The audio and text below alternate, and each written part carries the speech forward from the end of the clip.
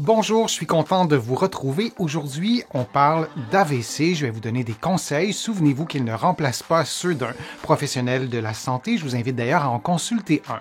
Vous allez trouver beaucoup des conseils et même de certains exercices que je vais vous donner aujourd'hui dans mon livre et dans mes livres, notamment Lève-toi et marche. Le remède miracle existe et il est gratuit. Et mon livre Plus jamais malade, mon approche globale pour un corps en santé. Et maintenant, je vous parle du type d'AVC qui est le plus fréquent et c'est l'AVC ischémique. Alors, le nom le dit, on aura un problème au niveau d'un vaisseau qui va irriguer le cerveau, qui va amener du sang au cerveau et on aura un blocage et le sang ne pourra pas se rendre comme prévu à certains endroits du cerveau. Parfois, c'est très circonscrit, parfois, ce ne l'est pas et on aura des cellules qui n'auront pas de sang, donc n'auront pas d'oxygène et on a à ce moment-là des conséquences la plupart du temps et parfois même des séquelles. Donc, l'AVC ischémique, c'est un phénomène qui se produit plus fréquemment chez des personnes souffrant d'athérosclérose. L'athérosclérose, c'est cette formation de plaques dans les vaisseaux sanguins qui obstrue les vaisseaux.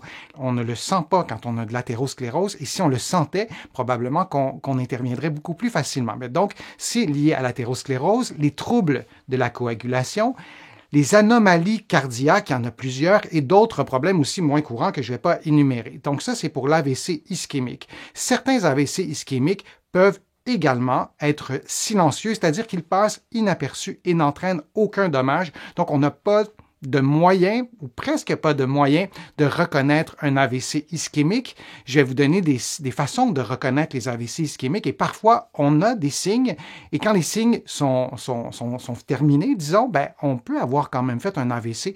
Et il faut consulter, il faut en parler à son médecin et je vais vous donner d'autres indications plus claires, mais ça peut ne laisser aucun dommage, ce qui est une bonne nouvelle en passant.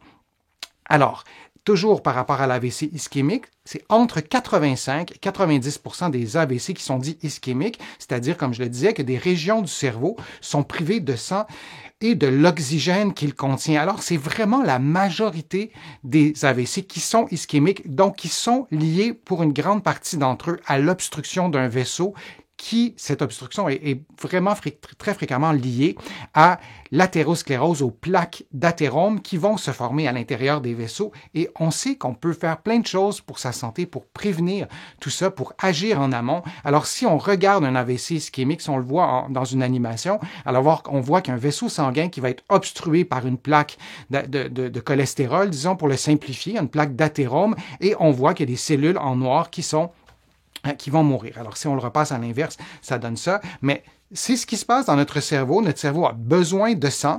C'est fondamental. Et lorsqu'il en est privé, on fait un AVC. Et dans un contexte où le sang ne passe pas, c'est un AVC. Et l'AVC, c'est un des problèmes majeurs de décès, de perte de capacité physique. Et on peut prévenir l'AVC. Et la première des choses, pour pouvoir le prévenir, on doit reconnaître les signes parce que plus on agit rapidement, plus on peut intervenir de façon efficace. Allons-y avec l'acronyme VIT qu'on utilise beaucoup ici au Québec, V pour visage affaissé. On peut ne pas le sentir, mais si on se regarde dans la glace, on va se rendre compte qu'on a une asymétrie au niveau du visage. I pour incapacité à lever normalement les bras. Alors, si vous vous placez debout et vous levez les bras, vous allez probablement, il y a des fortes probabilités que vous les leviez de façon asymétrique ou que vous n'ayez pas la coordination habituelle.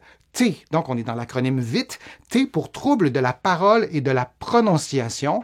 Alors, il y a Bridget qui nous écrit, je vais vous le faire apparaître à l'écran, des signes de bégaiement, par exemple. Donc, si vous ne bégayez pas d'habitude et là, vous avez de la difficulté à vous exprimer, oui, ça peut être un signe d'AVC. Et parfois, il y en a un ou deux, mais parfois, il y en a d'autres. Alors, lorsque les signes se multiplient, on doit agir vite. C'est pour ça qu'on utilise l'acronyme VIT. Et E pour extrême urgence. Et ça, c'est important de se souvenir que des signes d'AVC, c'est une extrême urgence. Je vous l'ai déjà dit, je vous le répète, mais on doit agir le plus rapidement possible. On doit se rendre aux urgences le plus rapidement possible. Les minutes, les secondes comptent. Donc, on doit contacter ici le 911, le SAMU si vous êtes en France ou peu importe le pays où vous êtes, mais les services d'urgence qui vont vous conduire au bon endroit, au bon moment et les minutes comptent. Et on souhaite avoir les soins le plus vite possible et idéalement avant 4 heures pour faire un chiffron. Donc, à partir du moment qu'on se rend compte qu'on fait un AVC ou on a des signes d'AVC, on n'en fait peut-être pas un. Mais si on dépiste ces signes, on doit consulter vraiment le plus rapidement possible, mais vraiment, c'est une extrême urgence. Alors ça, c'est les signes qu'on peut retenir par l'acronyme VITT. Mais il y en a aussi beaucoup d'autres. Vous en avez écrit dans le fil de discussion. Je vous laisse les lire. Mais il y en a vraiment plusieurs autres. Alors, on a des engourdissements au visage ou dans d'autres parties du corps. On peut aussi avoir, je le disais, un trouble de la parole, mais aussi un trouble visuel. Il y en a qui l'ont noté. Il y a Chantal qui nous parle de trouble de la vision, comme la perte de vision, tout simplement, ou la vision double. Et parfois, on voit double. Et on est presque étonné, on trouve ça un peu drôle. Ouais. Ça peut être un signe d'AVC. Il y a d'autres raisons pour lesquelles on peut voir double, mais c'est à prendre au sérieux. Des maux de tête soudains, des nausées, des vomissements, des vertiges, une perte de conscience. Évidemment, si on a une perte de conscience, on doit compter sur d'autres personnes pour nous diriger vers les services d'urgence. Donc, il y en a d'autres aussi, des signes, mais je vous en ai donné quand même plusieurs. Je vous remercie de votre présence. Je vous remercie de vos interactions. C'est toujours un immense plaisir de partager avec vous ces contenus. Je vous invite aussi à contribuer à mes plateformes si vous le souhaitez. Vous allez sur mon site web, le www.denisfortier.ca. Vous cliquez sur contribuer. Vous pouvez faire, oui, des contributions financières, mais il y a d'autres façons aussi de contribuer à mes plateformes et ça m'aide à vous produire de nouveaux contenus. Je vous en produis de plus en plus. Et encore une fois, merci pour tous les commentaires que vous me donnez. Vous allez aussi pouvoir trouver sur mon site web un abonnement gratuit à mon infolettre.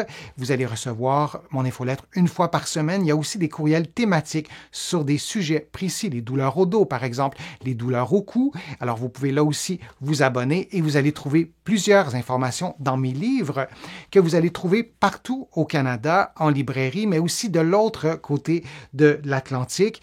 Il y a des conseils, oui, sur l'AVC, mais aussi sur la santé en général, sur la marche, sur les douleurs au dos, sur l'avancée en âge, sur des façons de prévenir les effets du vieillissement. Vous allez trouver beaucoup d'informations dans mes livres et sur mon site web. Je vous remercie beaucoup de votre présence. Je vous dis à une prochaine fois, un prochain direct, une prochaine vidéo et à bientôt.